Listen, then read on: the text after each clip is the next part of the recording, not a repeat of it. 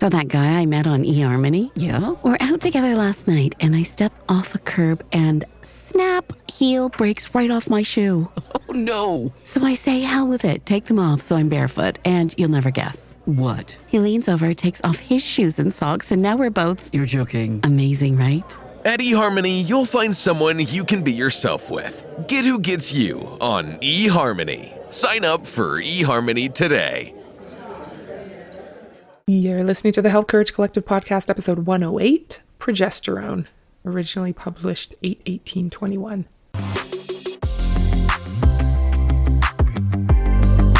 Welcome to the Health Courage Collective podcast, the show for women who are too busy to slog through hours of generalized, inapplicable, and often contradictory health information, but too smart to ignore that a few minutes of focused attention now can prevent years of suffering in the future. I'm your host, Christina Hackett, a pharmacist who doesn't want you to live on prescriptions, a certified coach specifically trained to maximize your potential, and a compulsive learner obsessed with preventative, cutting-edge, holistic, and integrative medicine. I'm on a mission to increase your physical and mental resilience so you can fearlessly look forward to your next 40-plus limitless years. Your time is now. Let's go. Hello, and welcome to another episode. I am so happy that you're joining me today. If you're listening to this on the day it comes out, today is my 21st wedding anniversary. July 26, 2002. Doesn't really seem like that long ago to me. It is the nickel anniversary. Romantic, right? I hope that you are having such a great summer. Have you started using other people's judgments to your advantage? I hope you've thought of ways to easily make progress on your goals by using the audience effect to drive you forward and have more fun along the way. Remember to connect with me and other like-minded women if aging like a professional feels like the right move for you. I have been working really hard these past few weeks to create an Udemy course on the basics of female bioidentical hormone replacement therapy. I hope it's published by the time this episode airs. I filmed all the videos yesterday and then again this morning. So if not, it'll be out any day, and I would love for you to take that course if you're interested in the basics of female bioidentical hormone replacement therapy, like what it would be like, ideas of how much it might cost, what the dosing is like. It's not really oral, usually it's cream, so all that kind of just basic knowledge that would help prepare you to be an informed patient. If that's interesting to you, I hope you would take that course. If so, I'll put a link in the show notes if it's out yet when this publishes. It's a subject near and dear to my heart, so it's been really fun to create that course. And it made me think of this episode, which was 101 episodes ago. This originally published way back 2 years ago, but I still love this subject just as much. Today, we're going to talk about my friend and yours, progesterone. I do love progesterone. First of all, what is progesterone? It is a hormone naturally produced by both men and women. In men, progesterone is produced in the adrenal glands and the testes at lower levels than women have. In women, the majority of progesterone is made in the ovaries, but some is made in the adrenal glands, and in pregnant women, some is produced by the placenta too. Premenopausal women's progesterone levels change throughout the month, being much lower at the beginning of the month, which is called the follicular phase, and rising dramatically a few days after that mid-cycle ovulation point. And that rise is during the second half of the cycle, called the luteal phase of the cycle. When progesterone levels increase at the time of ovulation, about mid-cycle, basal body temperature increases by about 1 degree Fahrenheit and remains elevated till the end of the cycle. Then, about 10 days after the released egg has not been fertilized, the progesterone level drops dramatically, and the estrogen level drops too, triggering menstruation in a few days. As the name suggests, with pro and then gestin, or gestation, meaning pregnancy, progesterone is essential to pregnancy. If the egg is fertilized, the progesterone level does not drop, and you have a lot of it coursing through your body when you're pregnant. It keeps going up and helps maintain that pregnancy and prevent preterm labor. Progesterone was so named at a 1935 London garden party. Fancy, huh? Modern scientists started getting interested in progesterone in 1672, but it wasn't until the 1930s that it was named, and a lot of work was done to try to synthesize it in a lab. I learned that scientists were able to make it from sarsaparilla roots, which I thought was pretty cool, but it was too expensive to pursue sarsaparilla as the main avenue of production. A couple of scientists who were able to more easily make progesterone in a lab won the Nobel Prize for their work with hormones in 1939. This is all well and good, but why did I say I love progesterone? Well, it does a lot of cool things. As you know, our hormones all need to be in balance in order to create the beautifully harmonized symphony of health we all want to enjoy. Progesterone and estrogen especially need to be in balance, and one of progesterone's primary functions is to provide that balance to prevent estrogen dominance. Lacking that balance and having estrogen dominance can cause irritability, mood swings, heavy and irregular periods, decreased sex drive, weight gain, bloating, anxiety, hair loss, fatigue, trouble sleeping, and more. Progesterone has calming influences on the central nervous system, decreasing anxiety and improving sleep. Low progesterone can also lead to headaches and migraines. This is very important for women who begin to have headaches, excess worry, and trouble sleeping after age 35 to 40, when our progesterone levels might be starting to creep down. It might possibly be a cheap and easy fix, so don't suffer needlessly. I like the way naturopathic Dr. Laura Briden puts it when she says that progesterone has superpowers. Progesterone is essential for brain health. It is vital for proper neuron functioning and is essential for fetal brain development. In fact, there's a small amount of published evidence that the children of women who were treated with progesterone during pregnancy showed enhanced brain development during infancy, achieving above average academic success as children, and were significantly more likely to attend universities. While researchers acknowledge that progesterone treatment could not be claimed to promote a new generation of brainiacs, the observed benefits can be explained by the fact that progesterone is crucial for optimal development of a normal brain. If progesterone levels are low, brain development may be impaired, putting an infant at developmental disadvantage. For this reason, I applied a very small, probably too small to actually make a difference, honestly, doses of bioidentical progesterone cream topically during my 3 pregnancies. My anecdotal and heavily biased conclusion to that experiment is that progesterone does indeed help create intelligent little humans. But what about non-baby brains? Progesterone is also sometimes experimentally used in treating traumatic brain injuries due to its ability to promote neural healing. I'll put a link to a CNN article about the miraculous healing of celebrity fitness expert JJ Virgin's son after a traumatic brain injury using high-dose fish oil and progesterone treatments, just in case you're interested. If you ever know anyone with a brain injury, at least consider suggesting progesterone as an add-on option. I doubt many doctors would think of it, but it could help and it's pretty benign. Studies have shown progesterone to have anxiolytic, antidepressant, anticonvulsant, and analgesic effects. It has been used to improve the effects of cerebral ischemic stroke, damage to hippocampal neurons, traumatic spinal cord injury, and in mice, but not humans, spontaneous spinal motor neuron degeneration, Alzheimer's disease, and it has myelinated nerves after a demyelinating lesion and helped repair the myelin sheath in mice with multiple sclerosis. So I hope the research continues and it's able to help more people in the future. Okay, so progesterone's great for your brain. It also promotes sleep by directly stimulating the sleep center in the brain, and its metabolite allopregnanolone interacts with GABA receptors in the brain to promote sleep and general calmness. If you've heard of GABA receptors before, you know that they are where it's at for feeling zen. So if you have trouble sleeping that started after age 35 or so, or if it's just on certain days of your cycle, progesterone could be your answer.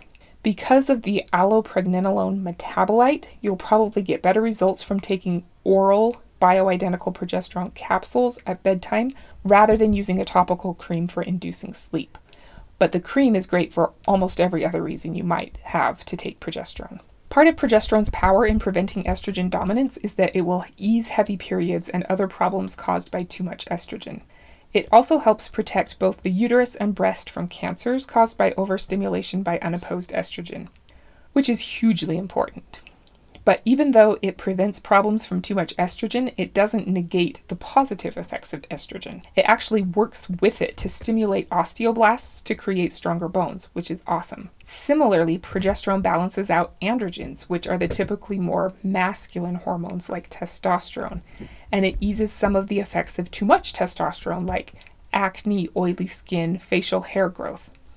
But again, it doesn't negate the positive effects of testosterone like healthy libido, and it actually works with androgens to encourage new muscle growth, which is awesome.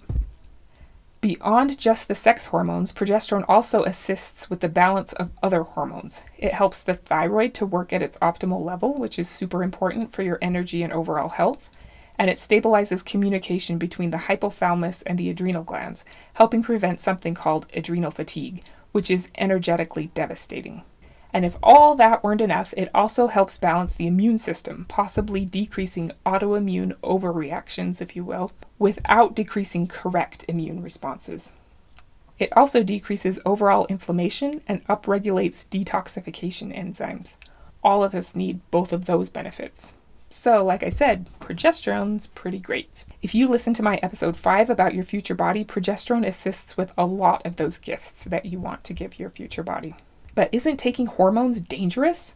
There are risks to taking many hormones, including estrogen and testosterone, if given at the wrong dose. There are lots of risks to taking synthetic hormones, and synthetic hormones should be avoided at all costs. There are several synthetic progestins available as prescriptions, and many doctors and medical people might call them progesterone, but they are not. The most common ones are levonorgestrel, norethindrone, drospirenone, desogestrel, and medroxyprogesterone. You might recognize some of those names from birth control pills. Does that mean birth control pills are bad for your health? Yes. Part of a longer discussion, but I don't think you should ever take a synthetic progestin for any reason. So keep that in mind and know that nothing would make me happier than if you were having a discussion with your doctor and they suggested that you take a progesterone called medroxyprogesterone, or one of these other synthetic names, and you said, that is not progesterone. That's a synthetic progestin. I know the difference, and so does my body. As we know, progesterone occurs in cyclically high levels in premenopausal women and very high levels in pregnant women, with very few side effects. There are no negative long-term side effects. I'll put a link in the show notes to a letter to the editor of the British Medical Journal from one woman who supposedly had some adverse effects from applying bioidentical progesterone cream, if you're interested. As with everything, caution and common sense are always advised. Don't be stupid. You don't want to overdose on anything, even a good thing. But most women can take therapeutic doses of progesterone with no adverse effects at all. Compared with almost every other prescription drug, it's extremely safe. The scary things you may remember hearing about, quote, progesterone hormones are due to synthetic progestins, which, as you now know, are not progesterone. So how do you know if your progesterone level is low? Remember, progesterone levels vary depending on what day of your cycle you're in. Levels are pretty low for the first 14 days of your cycle, then start to climb after day 14, then drop drastically at the end of the cycle, triggering menstruation to start, unless pregnancy occurs. Overall, progesterone levels naturally start to decrease after age 35 to 40. The ovaries are the main, but not the only, producer of progesterone in women. Ovaries begin slightly decreasing in size around age 30 and have shrunk significantly by age 60. If you used to be an excellent sleeper with average to light menstrual bleeding and no problems with headaches, anxiety, or memory, but now are experiencing symptoms in several of those areas, those changes might be due to a decrease in your progesterone production or an imbalance in your estrogen to progesterone ratio. The only way to know for sure whether your symptoms are due to low progesterone is to get a lab test. Many tests exist, but blood serum levels are not very helpful. Saliva testing might be better, and urine testing is probably the best. There's one called the Dutch 24-hour urine panel that is probably the most accurate test. I plan to do an episode on hormone testing in the future, so let me know if you want to know more about that sooner rather than later. But the only way to know where your level is to get your level tested. Makes sense, right? So what do you do if you find out you have low progesterone? There are several ways to increase your progesterone. Remember that you do not want to take a synthetic progestin. If your doctor suggests medroxyprogesterone acetate, Provera, or birth control pills, Scream like Sarah Michelle Gellar in I Know What You Did Last Summer and run out of the exam room, even if you're still wearing the paper gown, especially if you're still wearing the paper gown. Or at least politely say, no thank you, I was hoping to try either compounded micronized progesterone or generic prometrium. But I would love it if you went with plan A, and I would for sure need to hear all about it. Something else to know is that medical people will often tell you that you only need supplemental progesterone to prevent overproliferation of the uterine lining. So if a woman has had a hysterectomy, they say there's no reason whatsoever to supplement progesterone. This is wrong. We know that correct levels of progesterone protect the breasts and the brain and keep thyroid and adrenal hormones balanced, so you need correct levels whether you still have your uterus or not. Something else that throws a wrench in this hormone balancing act is that it's also possible to have too high of a progesterone level. And some of the symptoms are similar, which makes it super confusing. High progesterone levels can cause breast swelling, breast tenderness, bloating, anxiety, fatigue, depression, low libido, weight gain, and nausea.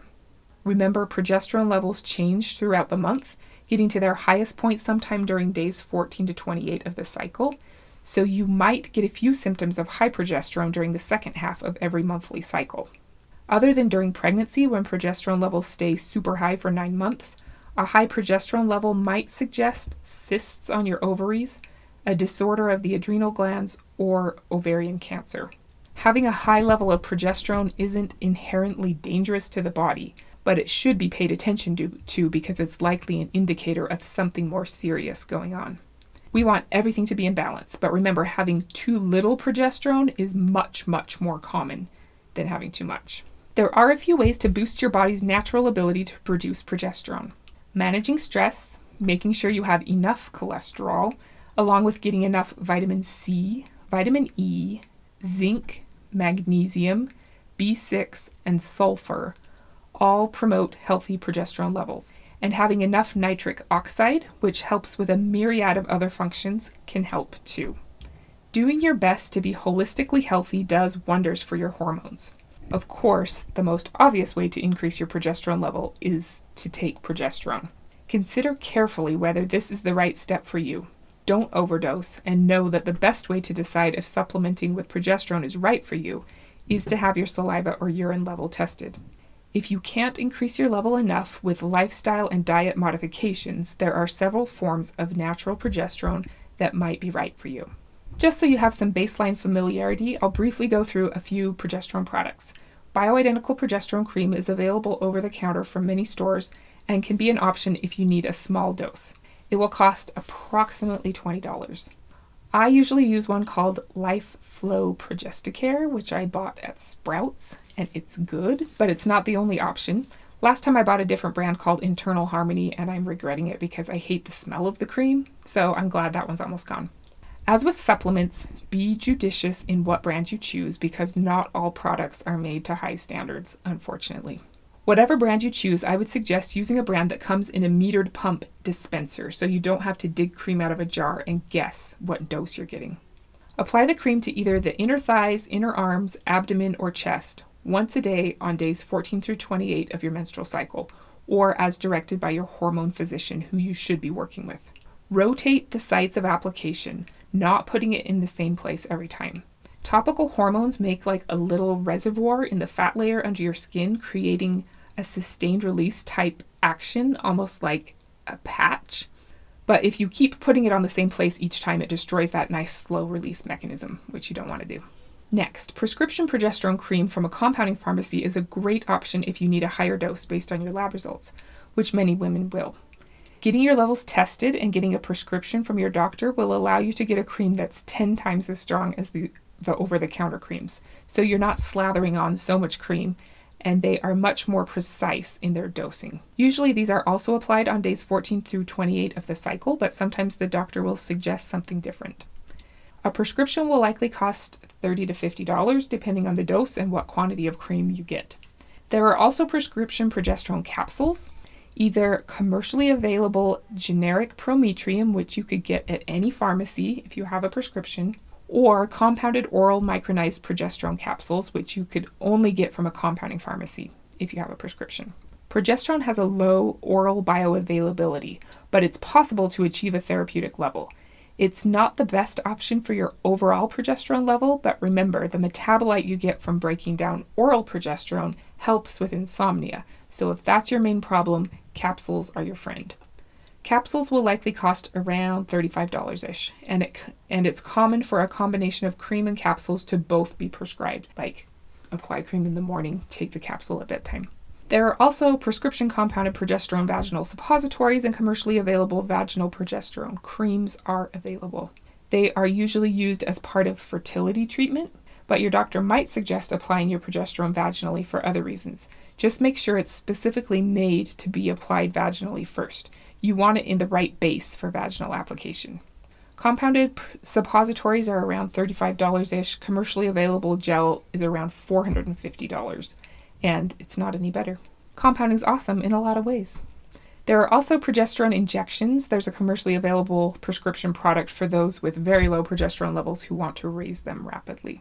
Something else you might hear of is oral pregnenolone.